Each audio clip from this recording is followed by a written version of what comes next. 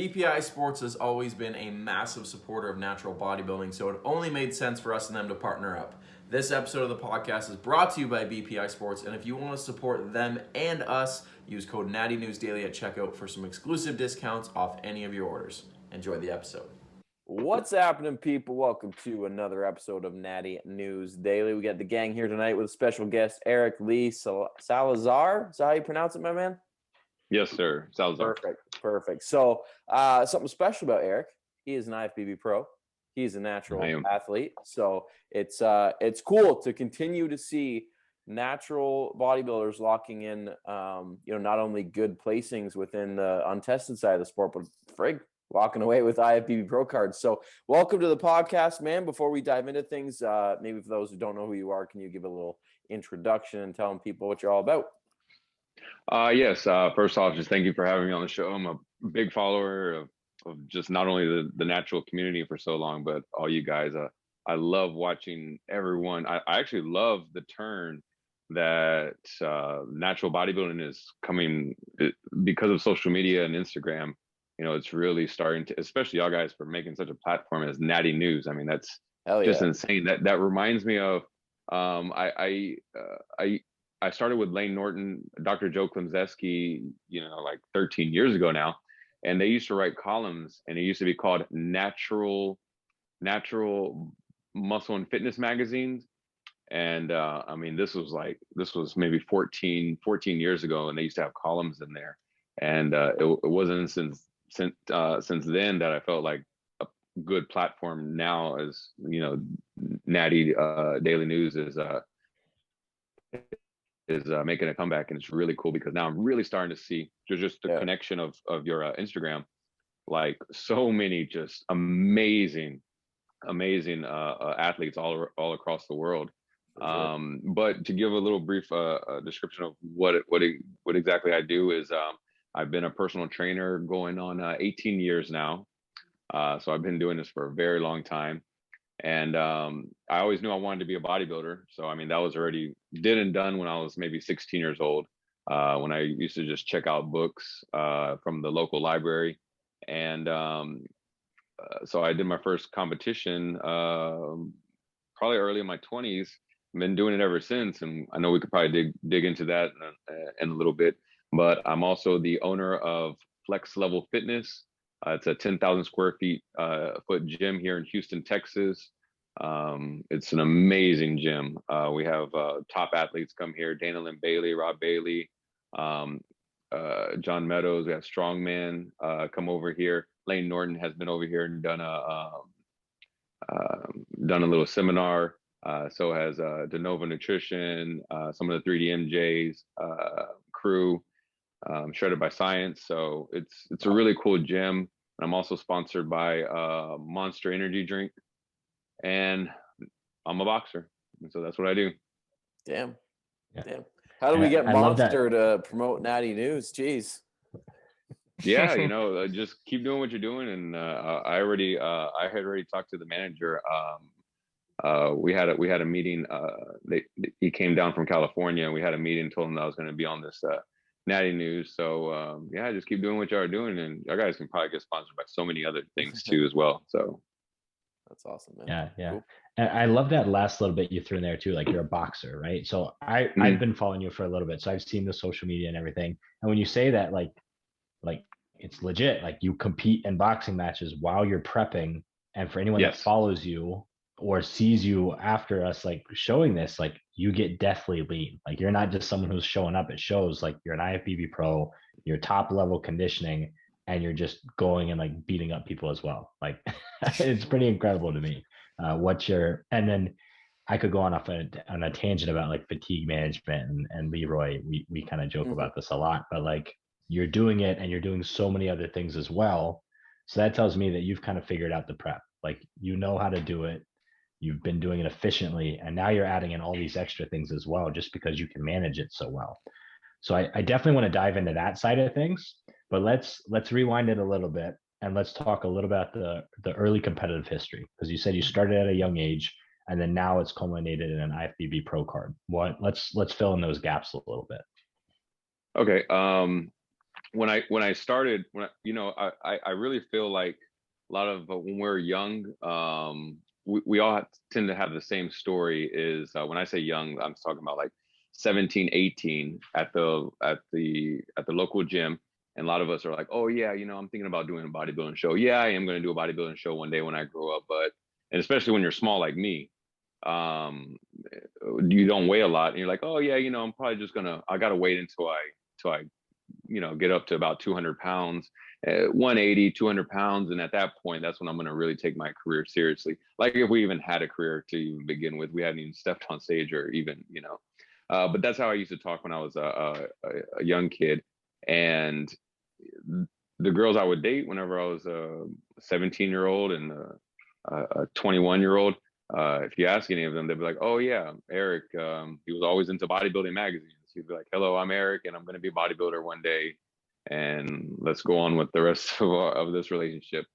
So it was something that I always wanted to do. And then actually a girl that I was dating, she was reading a lot of the magazines that I had, and she was like, hey, I think I want to do a bodybuilding show. And I was like, oh, really? Okay. And I just thought she was just being very motivating. And then a few weeks later, she said, hey, I got a hold of a prep coach. And I was like, holy crap, like this is crazy. You actually took a step to go and talk to somebody about, and I mean, this was back in 2000, I want to say 2008.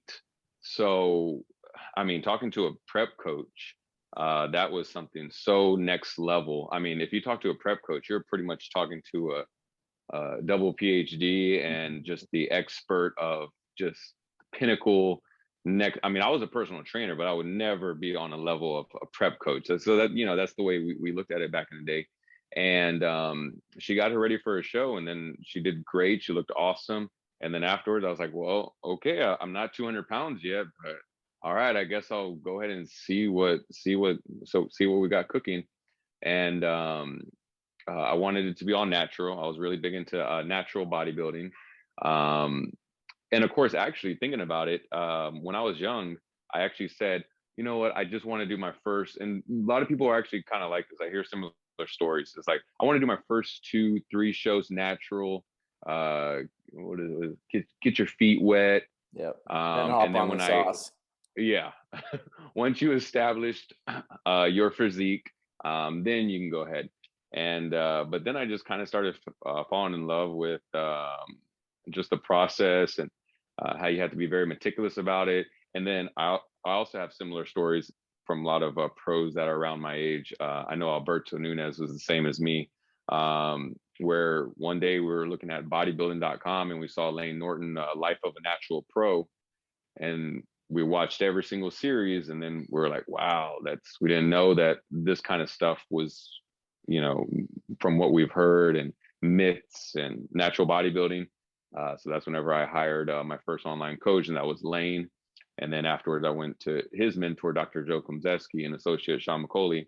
And then I was with him ever since, and did my first natural bodybuilding show in the INBA. Yeah, INBA. That's the one with the natural Mr. Olympia.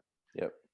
And I loved it. I got diced. I remember at the time I told all my friends, because in my head I was like, man, I'm gonna want to back out of this. Let me just tell everybody I know so that I have that pressure. And this was when I was 23 years old, and did the show. I could talk about my diet. It was probably what y'all have heard from either y'all's first shows with a bro coach, but just down to hardly eating anything. I think my only carbs I was allowed like the last few weeks was half of one packet of like Quaker oatmeal, and then that was it. So I was probably like I don't know, maybe 20 carbs. And but I did it. I did well. I won the novice. That's the only one I entered. And then I got really hooked after that, and I started knocking out these INBA shows, and then I eventually got my pro card in the INBA, going into the what was it called now? PNBA. Mm-hmm. And so that's where my natural bodybuilding show was. And so cool. That's as far as that went. So at what point did you decide you wanted to chase the IFBB Pro Card? Was that after the fact, or that kind of always been like in your head that was always going to be the next level for you? Okay, so I'll tell you this. They had a thing here called the Texas Shredder. So they had the Texas Shredder, and that was the NPC, the one natural bodybuilding show. Even Dave Gooden, he's very old school. Even Lane had him on his show of In the Life of a Natural. He would host it. So I would say, oh, cool. They have an NPC natural show. I was like, I would like to do that. And when I went to go do this show. I just wanted variety. I remember I was starting to get a little tired of some of the small shows, because it would all be small shows. Sometimes there would be a lot of people in the INBA, but for the most part, it just wasn't a lot. And I was like, okay, let me just see how this natural NPC show does. So at least if I'm going to be competing, I'll be competing with other naturals. Well, I go in to take my polygraph test, and I remember feeling like I remember feeling kind of let down. I took my polygraph test, and at this time, I think I'm 20, I might be 20, 25 years old. And I took the polygraph test, and my dad took me. It was somewhere I think it was in Austin, Texas. And they asked me, had I taken any kind of anabolic steroids? Well, they were asking me questions. What's your name? Eric. And I'm just like, this is easy, heart rate felt fine. Everything was like this. And then they said, have you taken any anabolic steroids in the last, I think they asked me 10 years. And like my heart sunk, because when I was 17, I took, what did I take? I took one thing of, it was test 200 when I was 17, 18. And I took it for about 4 weeks. Didn't like it. And that's kind of, I gained maybe 3 pounds. And then when I got off, I lost like 6 pounds. So I even lost more than what I even started with. And in my head, I was like, 10 years. I was like, what? I was like a kid. And so my heart just started pushing so hard. I mean, I thought I was going to have like a heart attack. And I knew that the needle was moving around. And so the guy said, I'm going to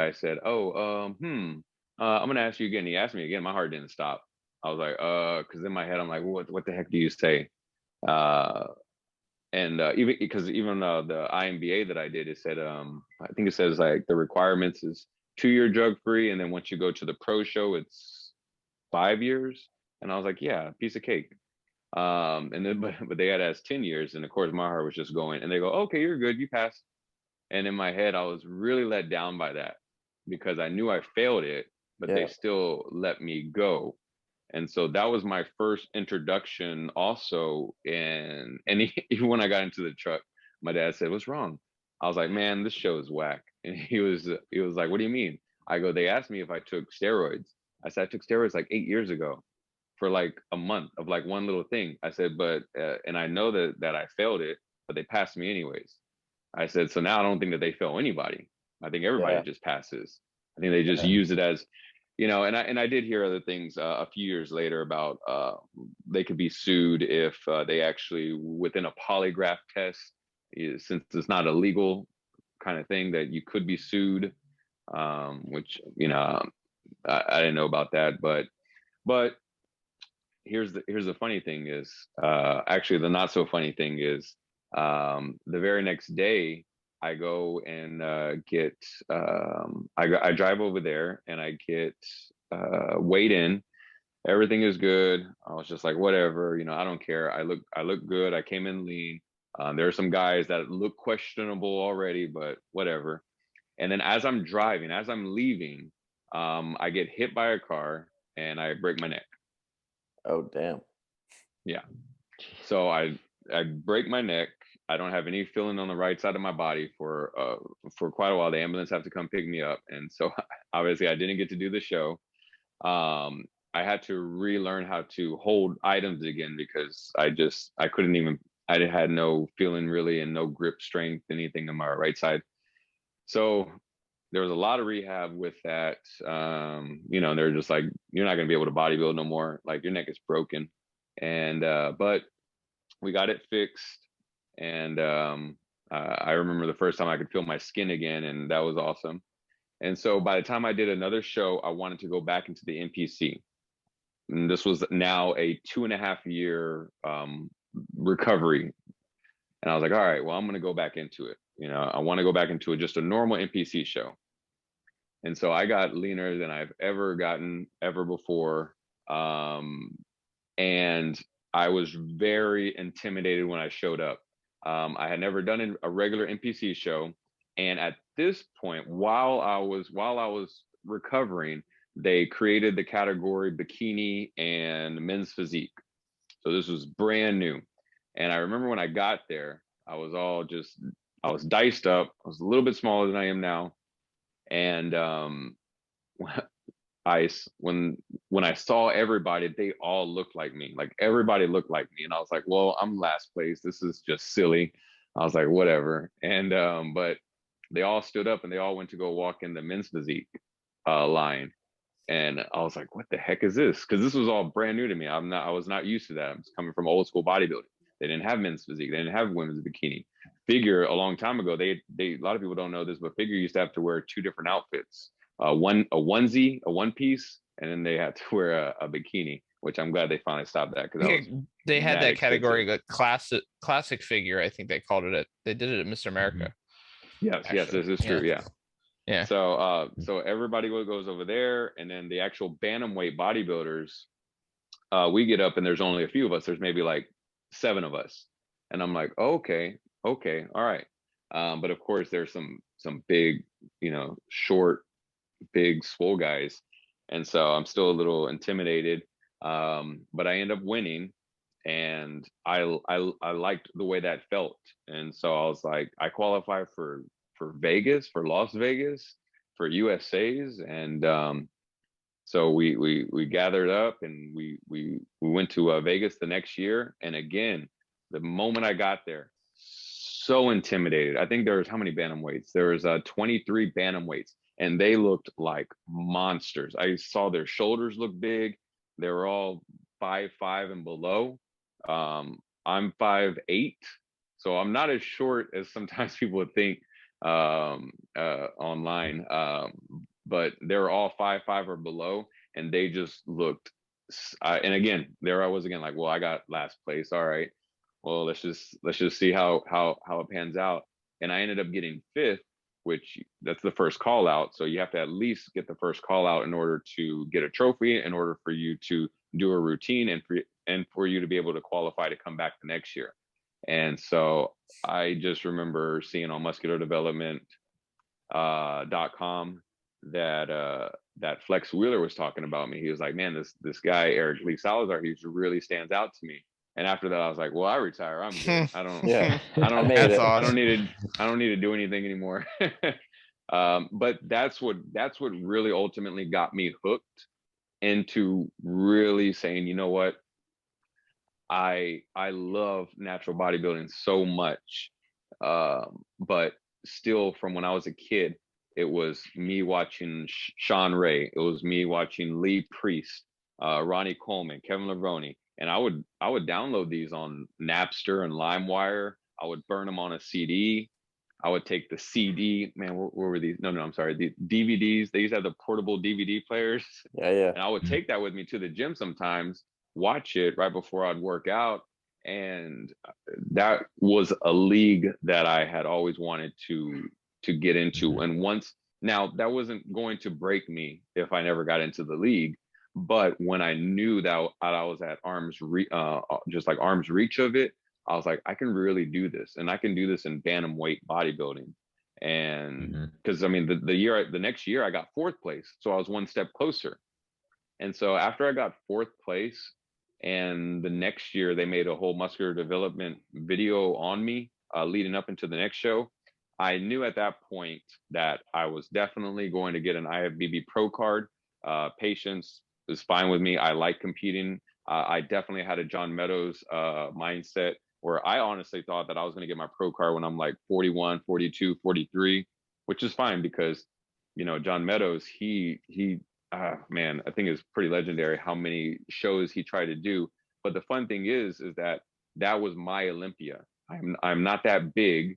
And to me, competing at the USA's with the top bantamweights, that was my Olympia. Yep. And so even now that it's over, I'm just like, oh God, that's it. Kind of, I got my pro card a little early, which I'm not complaining about. But how old were you when you won it? Let me see, how old am I now? 37, 34, 35. So I think 34. I was 34 years old. Okay. And I was already planning to win it when I was like 41, 42. Is because I knew that I'm a top 5 bantamweight. And that's all I knew. And I was like, okay, it's just a matter of time before my body just comes in correct. And that's actually when I started with James, because my previous coach, he had retired to get into firearms. So now he has a business in firearms. And me, I was like, all right, well, which coach do I vibe best with? And I had met James in London some years back. So me and him were always vibing pretty well. So I was like, he's going to be the guy who gets me. So the USA's, it's top 2 in each class, correct? Or no? Not with bodybuilding. Bodybuilding is the only one where you have to win first place. In each class, not overall. In each class, yeah. Okay.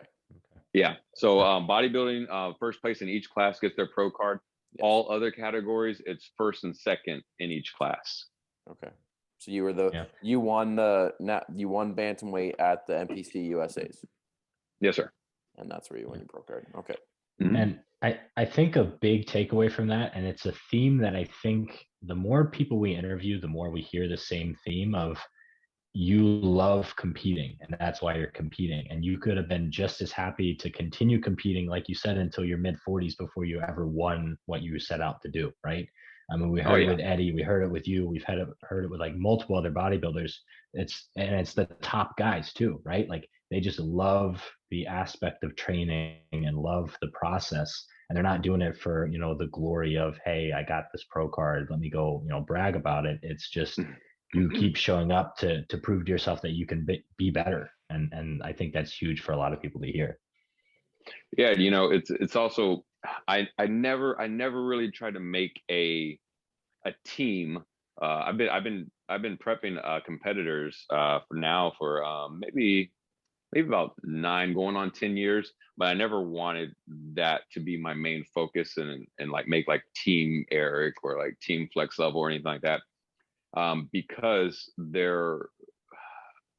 I do train competitive bodybuilders still, but it's just like 1, 2 maybe because the emotional part of it, sometimes I just can't deal with that as a person, and them just, they need sometimes to win.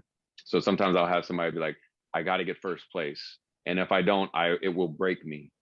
And, you know, that's different from how I am. I do understand that, but I'm just somebody who's like, hey man, this is really fun for me. It's kind of easy for me. It's a little challenging for me. It's fun. And I like to compete. Because when I would go to Vegas, when you say it's easy and then challenging, you mean the process part comes easy to you, but the process itself is challenging. Is that what you're? It's a little challenging. It's a little challenging. It's always a little challenging to try to top my best. But I still have the mindset of every time I went to Vegas and I went with friends, or I would be training clients getting ready to go to compete. I would just say, hey, you know what? It's just as easy, and this is understandable. I said, it is as simple as there's 900 people at USA's. These are normal people that are judging. They may overlook you and you automatically get last place. That does not matter to me. So I would always tell them. Now, of course, my clients be like, no, you need to have the eye of the tiger. I was like, I don't have that kind of mindset where it's like do or die. And that's really cool if you do. I don't have that. I already done my work. I look really cool. Like it looks really cool sometimes to like just like be like absent from body fat. And I got here kind of laughing the whole way, being able to have a social life. This is just fun and cool to me. I can get last place and it will not matter to me as long as I look better than I did the last time. That's my main competitor, and it does not matter if I don't get first call out or second call out and I get dead last place. I'd laugh about it and be like, man, but I still look cool though. Like the journey was really cool. So my coach Cliff is a big fan of being process oriented versus outcome oriented. One thing he said to me when we first started, going on 3 years ago, was the importance of the long-term vision, right? And being committed to the process long-term, and your results will come, and obviously you can speak to that, and I'm hoping to speak to that in a couple weeks too, right? But so many people get hooked on, I want it tomorrow, or I want it right now, and they end up shooting themselves in the foot as far as progress goes, as far as enjoyment of it goes. And you could have been that guy that, I need to win it by tomorrow, I need to win my pro card by 25, right? mm-hmm. Like that's not in the cards. I need to win it by 30. That's not in the cards. Like you were committed to a 20-year process, and I mean you obviously edged it out by a couple of years, but to tell that 17-year-old, look man, you're going to win your pro card at 40, like I would say 9.9 out of 10 17-year-olds would have been like, it's bullshit, screw that. Where you get that 0.1 that's like, I think all four of us would probably be similar mindset, where it's like, you know what, 20 years of this, I love it. Where do I got to be? As long, like, whether I win it at 20, 30, or 40, there's an argument to be made to the guy that wins it at 40 that, man, he hustled for 20 years for this. 20 years. He dedicated 20 years of his life. And, someone I look up to in that regard is Jeff Alberts, right? Like he's probably the pinnacle of playing the long game. And, he posts photos all the time of when he was 20 to 40 to 50 and the progress he's continued to make. And, that's half the fun of it, right?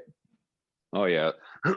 Yeah. Jeff Alberts, even you, when I look at you guys, like you, Jeff Alberts, I'm like, man, these guys are huge. These guys are freaking huge. And dude, I'm 158. Oh man, if I was 158, you're dead 158 though. It's those photos, man. It's the photos that make the look. I will say, I just want to quickly touch on that. You mentioned like how cool you look and stuff like that. And I was talking to somebody because I took those black and white photos that I've been posting. And, when I saw those, there was so much pride that come with those photos, and seeing what had changed since 2019, and, to get those framed up and posted up and stuff. That to me is almost just as cool as winning a trophy. Is like, man, like, oh yeah, I did that. Yeah, I did that, right? And same with you, right? You've got to have a photo somewhere of when you were handed that pro card, and that right there, like regardless of the pro card itself, that moment in time, it's I compare it to like a wedding photo, right? Like it just, all this effort and passion and love, encapsulated in this one thing. Like that to me is what's so cool about this sport, is that it's a very visual thing, right? It's not hitting a ball, it's not catching this or throwing that. It's this sculpture, right? As cheesy as it sounds, like you've built a sculpture, and you can document that in a photo, in a visual, right? It's cool. It's a really cool thing we do here. Yeah, I would definitely agree. And there's always, and I guess, that also is how and why also too, as well as you start getting so creative with how you can try to maintain and retain muscle tissue too, because it also took me a lot of years, even being in research, and it took me a while to understand that how you diet into your show is going to be so much. Yep. It's going to be just as equal into retaining muscle, and something that you're also going to, it's not just a matter of getting so lean. It's like, hey, and on this many months, how can I be able to, within the whole year, within 12 months, or let's just say 15 months, how much muscle am I going to lose, or am I going to retain? In contrast to also like the off season. Yeah. And so that's one thing that I've more so recently, the past maybe 4 years, have dug a lot into, as far as just sculpting yourself, is trying to hold on to that sculpture as you're Totally. dieting down into no body fat percentage. Hero is Yeah. fighting for that today. 500 for 5. 500 for 5, baby. We don't slow down. Awesome, man. So we've got a couple minutes left. Let's close this out with what's the future look like for you. So you're IFBB Pro now. You did the Ben Weider Naturals there. What, last year before? This past year. Yeah, last year. Okay. So what's next? What's the game plan? Well, here's the thing with the Ben Weider, is that I entered bodybuilding. Actually, I went in to enter men's physique. And when I saw that they had the option of bodybuilding, I thought, hey, you know what? let me do both. Okay. I may get last place in bodybuilding. Maybe I might do a little bit better in men's physique. I've never done men's physique. And as you already know, this is how funny and unique the body is that, like, me and Chris Elkins, me and him are same age, same height, same weight, same, like, a lot of stuff.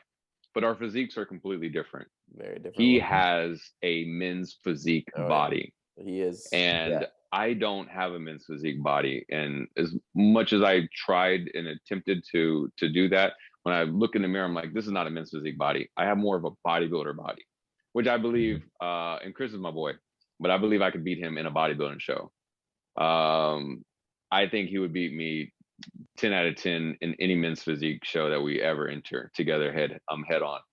But when I got there, I saw it on the website, but maybe I may have just saw it wrong. So when I got there, they said, hey, actually, because you're pro, you can only enter one. That was for the amateur. And so I was like, oh my goodness. I entered both, but so I said, okay, give me an hour and I'll think. I started thinking about it, and I was like, you know what? I know I was going to try to do men's physique, but I'm too lean and too ripped to cover up, like, my legs and my glutes with the shorts. So I said, all right, I'm gonna do men's bodybuilding. And so I entered men's bodybuilding, and then I think it was the next day I found out that I am the only men's bodybuilder. And so I was like, what the heck? And so I got the win, and they had the 212. They only had 2 guys in the 212 class of bodybuilding. They had so many people in classic physique and men's physique, but sure. the two categories of bodybuilders were 212 bodybuilders, which there were 2, and then the open, which I was the only one. So I got the win. It was definitely bittersweet. Regardless, I think the best thing is that I got a lot of praise from a lot of the other competitors, especially a couple of them that were some legends that I know in natural. One of them is his name is Eric. Forgot his last name. He's competed on the same show, and he came up to me because I seen him compete, like, live at a natural show years ago. And he said, hey man, he goes, don't worry that there were, like, no competitors. He goes, you were so lean. I could see your hamstring detail. I could see your glutes. You looked awesome. And again, that felt really good to me. But now here's the last part of it. Right afterwards, they went to go drug test us, went to go take the urinalysis. There is one guy in the 212 class who he's maybe twice your size, Leroy, maybe 3 times your size. There's one guy. Sounds like a big guy. He was so big that I was like, okay, so, and he won the 212. Looked like we should have been probably turned, other way around. I actually had a conversation with Greg Doucette about this, because he just did a Natty or Not about, forgot what his name is, the men's physique winner, something carrot legs or something like that. I forgot what his nickname is, but me and him were chatting it up. I was like, hey man, I don't think it's so natural. I said, we had this guy, and this guy was literally like even though he entered 212, it looked like he had to pee his way to 212. This guy, I sent him photos of him. He's like, oh yeah, this is definitely not. And he took the urine test and he passed with flying colors. So I think we're in the same. I think we're in the same boat as what we were when I first entered a natural NPC show a long time ago. So when people ask me, I say it's so to sum it all up, natural. We'll see what happens. Yeah, I say, yeah, it's pretty natural show. All right. We'll close it out with a cliffhanger. Stay tuned for when Eric steps on stage again. Well, thank you, man, for coming on. We truly appreciate it. Appreciate your time. Thank you, guys. Thank you. For those that want to get in touch with you or want to follow you, where's the best place?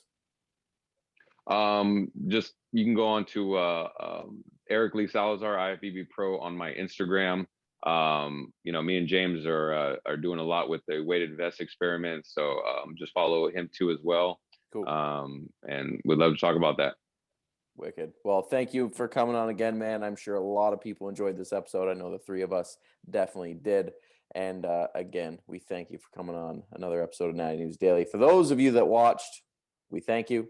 Like the video if you liked it. Subscribe to the channel. And don't forget the launch of our membership site where we were posting exclusive content and maybe get Eric on for some more stuff is linked in the description below. So if you're not subscribed, then please head over there and do so. We appreciate your support as always. And we'll see you guys in the next one.